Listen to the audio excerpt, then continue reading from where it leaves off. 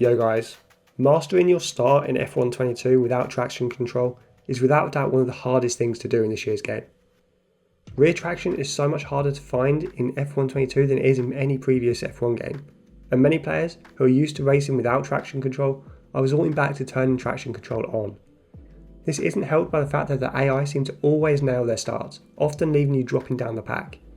If you're racing with traction control off, you need a super fine level of throttle control to avoid binning your car into the side barrier. In this video, I'm going to run through what's new for race starts in F1 22, as well as giving you some key tips to help give you a better start off the line. There have been some changes implemented to the race start procedure in F1 22.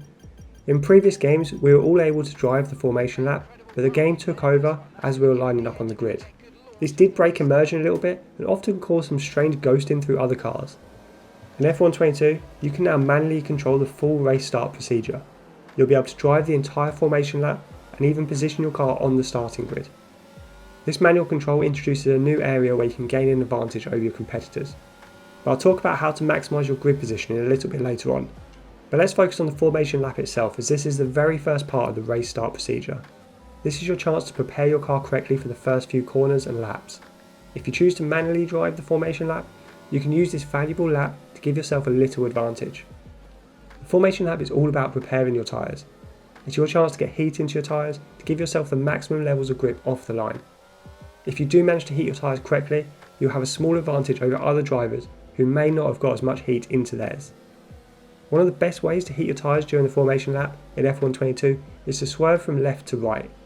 You'll see it every race weekend on TV, drivers turning from left to right all the way around the formation lap. This swerving helps generate heat in your tyres. The more violently you apply steering input and the faster you're going when you do it, the more heat you'll generate. But remember, you don't want to stress your tyres too much because this will wear them out. Your goal is to simply get as much heat in your tyres as possible without wearing them out. You should also focus on your brakes. You'll want to ensure your brakes are hot so you get good braking performance into the first corner. The last thing you want is to lock a brake or go off track on the first corner because your brakes were too cold. To heat up your brakes in the formation lap, you should brake heavily into a few corners. I'll do this periodically throughout the lap and not into every single corner. Try to brake heavily into the last few corners of a formation lap, as this will give you the hottest brakes as you line up on the grid. Overall, my strategy for heating my tyres and brakes on the formation lap is as follows. Start off by opening your temperature panel on your MFD so you can see how hot your tyres and brakes are getting. As you go around the lap, swerve from left to right down all of the straights, but ensure you aren't driving too fast when swerving to avoid losing control. Brake heavily into the last few corners to ensure your brakes are hot into the first corner, and complete a couple of burnouts just before you line up on the grid. You should be aiming to get your rear tyres to be around 100 degrees C or just over as you approach your grid spot. If you don't like manually driving the formation lap, you can turn on the broadcast feature. This will present the formation lap in more of a broadcast manner, much like we see on TV, and is brand new for F1 22. You'll be presented with a series of on-screen graphics showing tyre strategies among other things. The next tip to getting a perfect start is a brand new feature for this year's game, and it's the ability to line up and position your car within our own grid box. As you approach your grid spot during the formation lap, a new HUD element will come on screen showing you the perfect position. This graphic shows you where to line your car up, and it also changes colour as you edge towards the correct position. You'll want to aim for the marker to turn purple to indicate the perfect grid spot. I'd recommend approaching the marker slowly and only applying full brakes when the marker flashes to purple. What you can do, however, is point your car either to the left or right, because you don't need to be completely straight. Angling your car towards either left or right sides can give you a slight tactical advantage and give you a way of cutting in front of the car beside you if you get a good launch. Next up, we get to the race start itself. And one of the key things to this is having the right RPM as you're sitting in your grid spot. Before the lights even go out, you should start to apply throttle to increase your revs and your RPM. This will ensure you're ready as soon as the lights do go out. The ideal amount of revs for the race start shouldn't be full throttle. Instead, you should only look to apply around 20 to 30% throttle as you're waiting for the lights to go out. If you do have 100% throttle applied, you'll almost always get too much wheel spin as you start to pull away. This wheel spin will cause your engine to rev more and won't give you the optimal amount of traction and can often result in an embarrassing spin. Instead, around 20 to 30% throttle will limit the amount of wheel spin you encounter.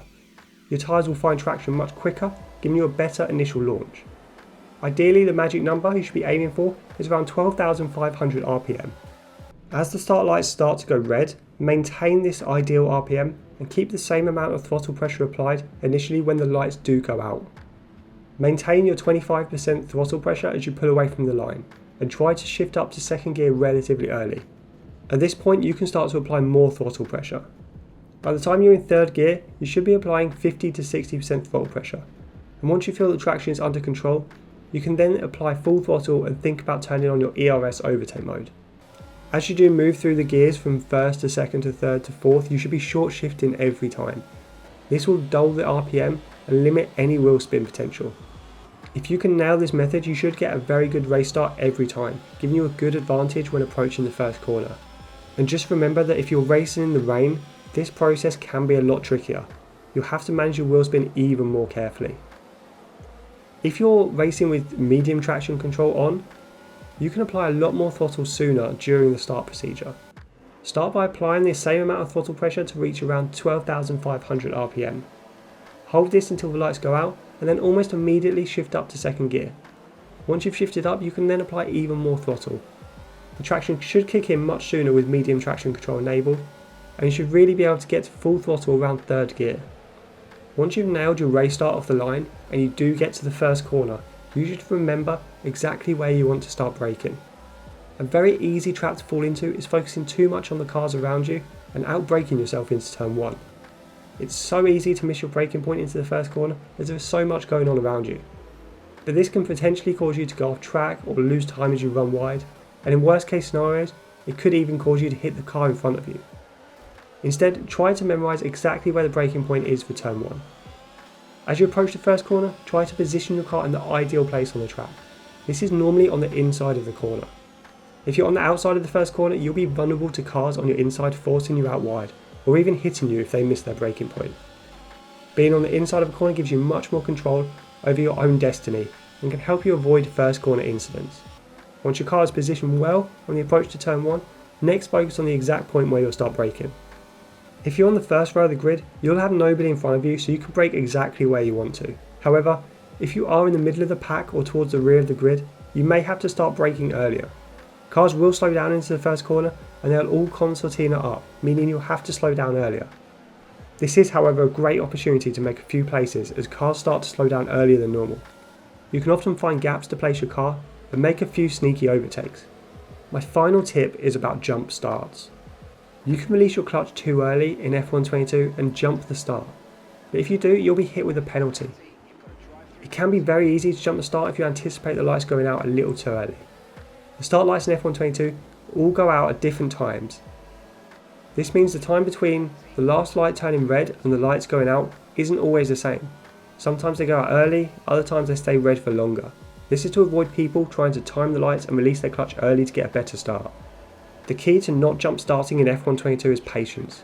You should never try to guess when the lights go out. Instead, wait for them to go out and then release your clutch as quickly as you can. It really is a reaction game rather than a guessing game. Hopefully these simple tips will have helped you get better starts in F122. And if you're struggling with starts with traction controller, don't worry, it is much harder in this year's game. My best recommendation is to jump into a quick race and just practice over and over again your start. Just keep restarting as you get off the line until you nail that perfect start procedure. If you have found these tips useful, hit that like button and let me know in the comments below your best tips for getting the perfect race start. I'll be releasing a bunch more F122 videos over the coming days, so hit that subscribe button if you like this style of content. But for now guys, I'll see you on track.